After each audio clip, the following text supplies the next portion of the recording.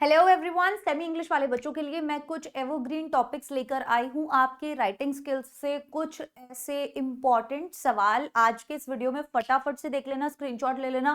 Video के description में मैं लिंक डाल दूंगी पीडीएफ का। ये सारे के सारे सवाल आपको मिल जाएंगे और आपको अगर इनके सोल्यूशन चाहिए तो आज शाम 7 बजे लाइव क्लास होगा, जहां पर मैं इनके कंप्लीट सोल्यूशंस भी आप लोगों को दूंगी विद फॉर्मेट। हर एक चीज बताऊंगी क्या चीज कैसे लिखनी है। लेकिन अभी अभी 7 बजे से पहले पहले आप लोगों को ये टॉपिक्स दे रही हूं ताकि आप इन्हें गो थ्रू कर ले। एक बार स्टार्ट करते हैं हमारे लेटर राइटिंग से। सबसे पहला सवाल लेटर राइटिंग का ये रहा, जिसके अंदर आप देख रहे हैं कि ज्वाइन समर कैंप। यार ये कैंप से रिलेटेड ना बहुत सवाल आते हैं, जैसे योगा का कोई वो हो गया, इवेंट हो गया कि भाई योगा ऑर्गेनाइज करवाना है, या इस तरीके का कोई समर कैंप हो गया।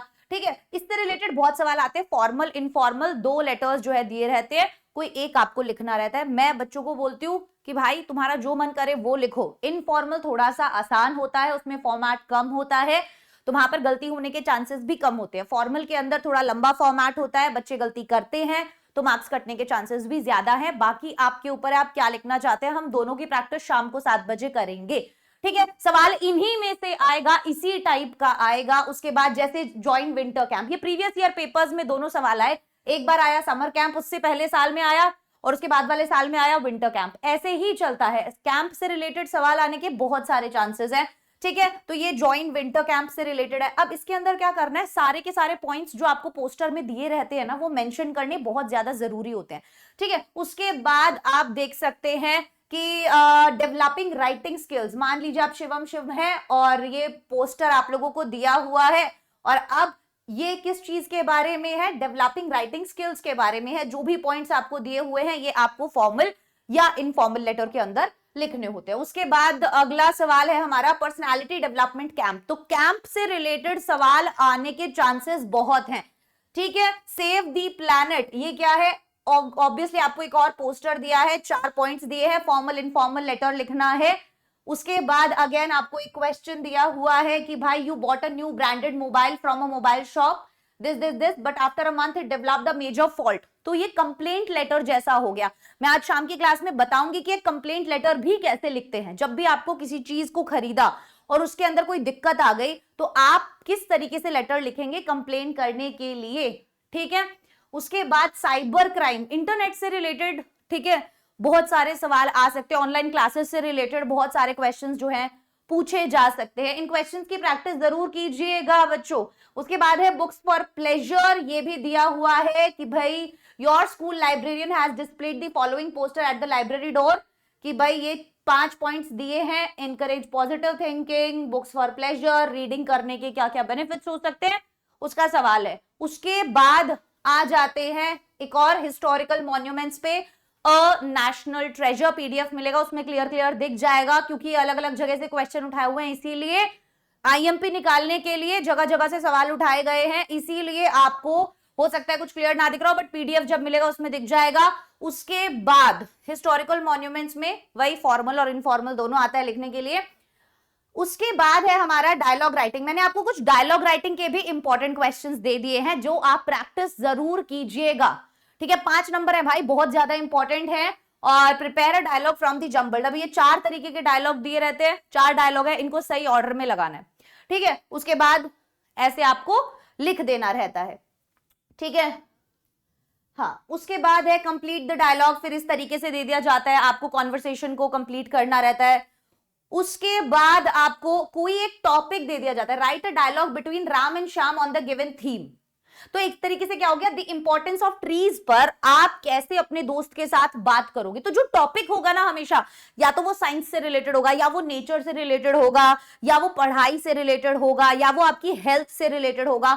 देखना आप, ऐसे टॉपिक्स बहुत कॉमन होते हैं। ठीक है, कोई सोशल टैबू से रिलेटेड क्वेश्चन हो सकता है जो आ जाए।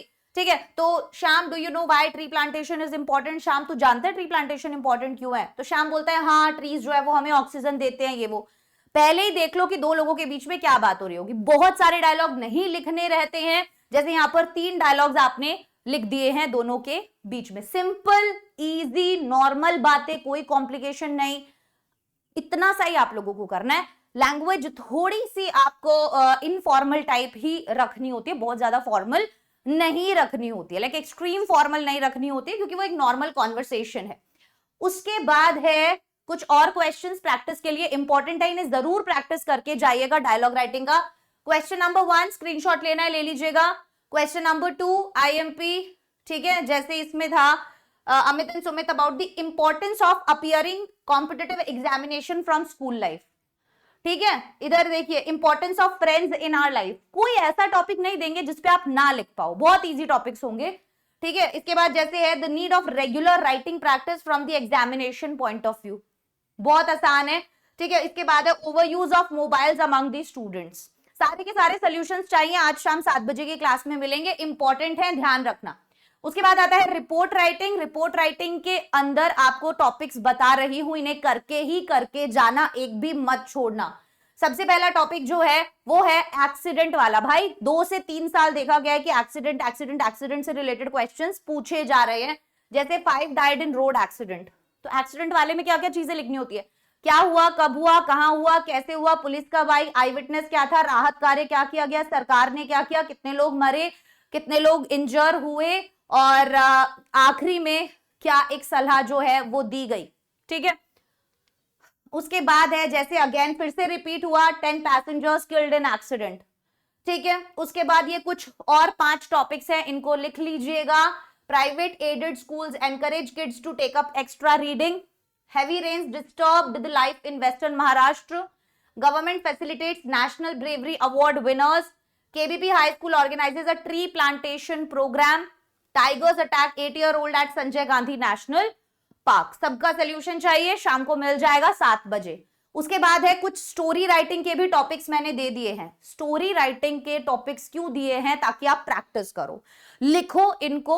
बहुत सिंपल स्टोरी लिखनी होती है, ज्यादा कैरेक्टर्स नहीं स्टोरी के अंदर डालने होते हैं। स्टोरी के अंदर कोई मोरल मैसेज आप लोगों को देना रहता है।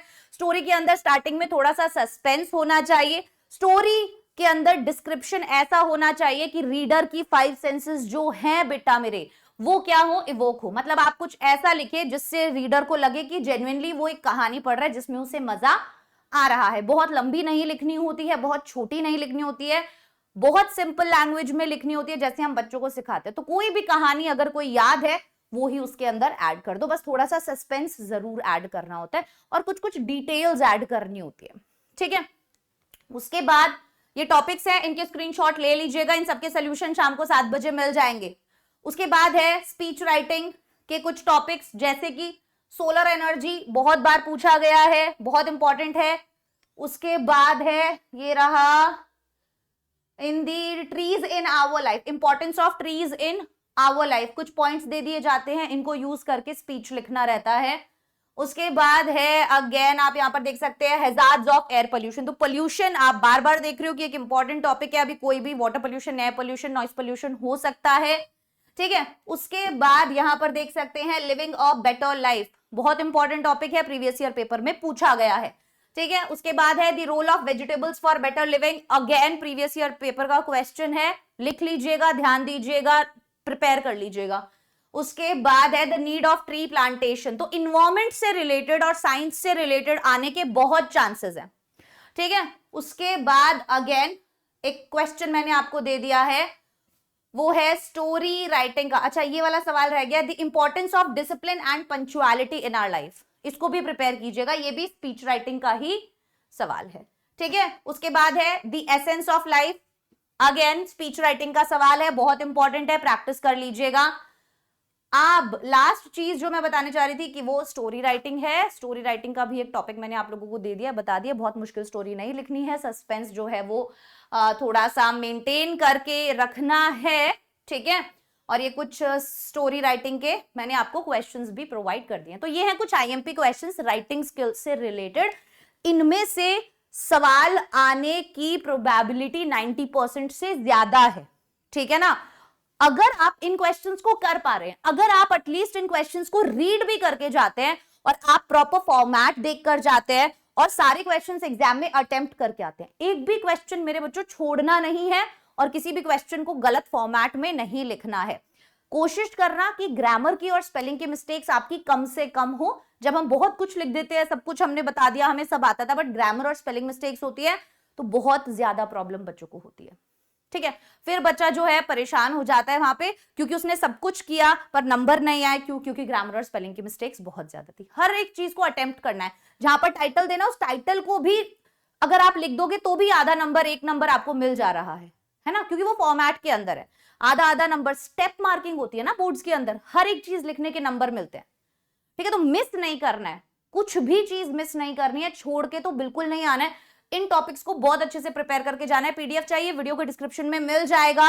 अभी की अभी सब्सक्राइब कर लो, बेल आइकन को प्रेस कर दो। शाम को 7 बजे की क्लास में इन सबका सोल्यूशन बताऊंगी, कैसे लिखना है, फॉर्मूलाज क्या होंगे, सब कुछ हम डिस्कस करेंगे। ठीक है, so bye bye, take care, all the best.